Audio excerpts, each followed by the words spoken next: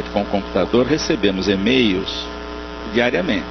Sim. Alguns são absolutamente perniciosos. O que fazemos com ele? Com os e-mails assim? Ou deletamos, ou aceitamos. Portanto, a decisão está em nós. Nós é que decidimos, né?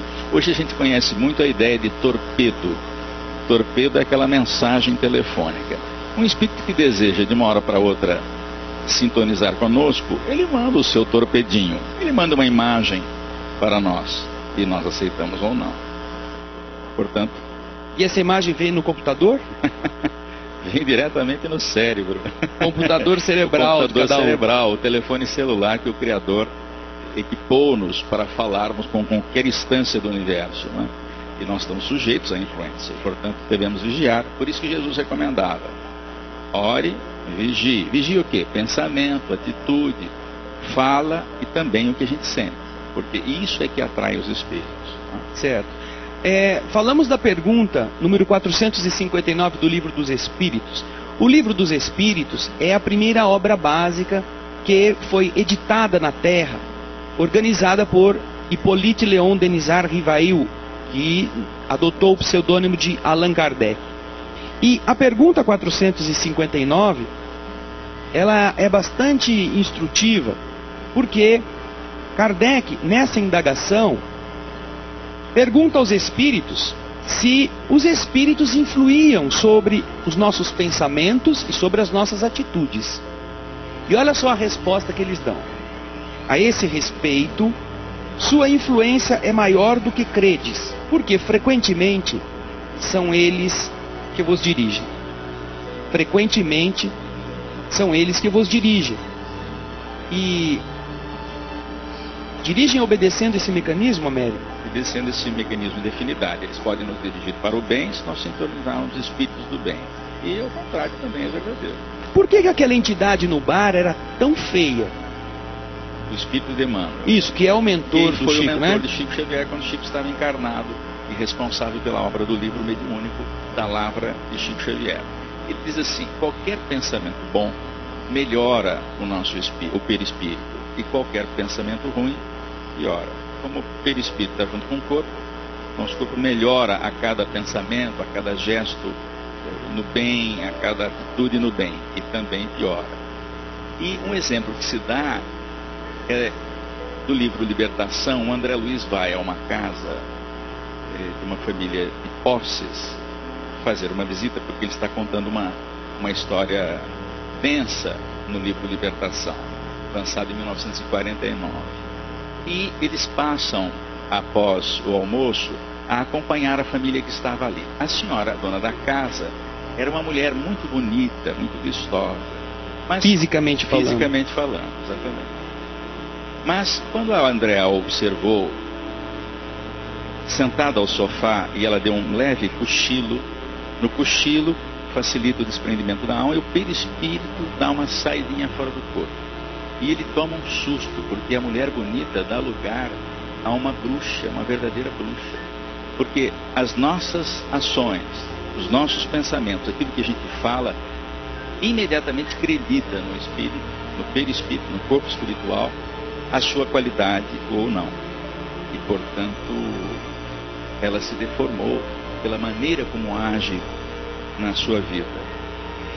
Nós estávamos mostrando a vocês algumas imagens que ressaltavam a influência de entidades inferiores, por isso eram naturalmente desajustadas, feias, etc.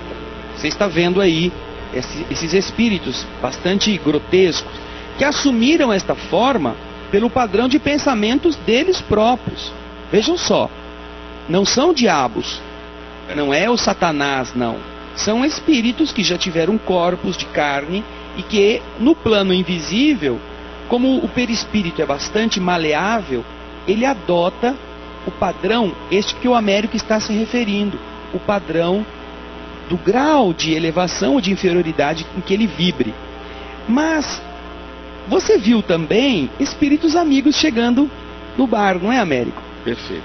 Assim como atraímos bons espíritos ou não, isso varia em função da nossa ideação, do nosso da nossa maneira de agir. Portanto, os espíritos também agem no bem. Quando sintonizamos do bem, nós somos ajudados. A influência no bem também acontece, e ela é mais intensa do que a gente imagina.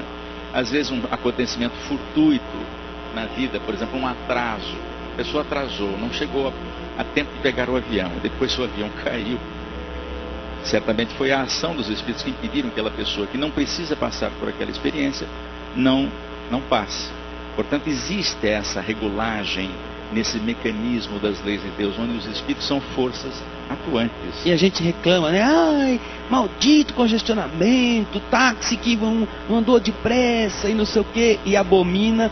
E quando vai ver, o mundo espiritual amigo está tentando evitar um problema maior, não é? O problema está até previsto acontecer, porque houve lá questões kármicas que precisam acontecer, mas os espíritos evitam que alguém que não precise passar por aquela experiência passe. É assim, por exemplo, que às vezes cai um avião, morre todo mundo, menos um. Ué, mas por que ele não morreu também aquele? Existem mecanismos, inclusive, para preservar a vida, mesmo num desastre aéreo.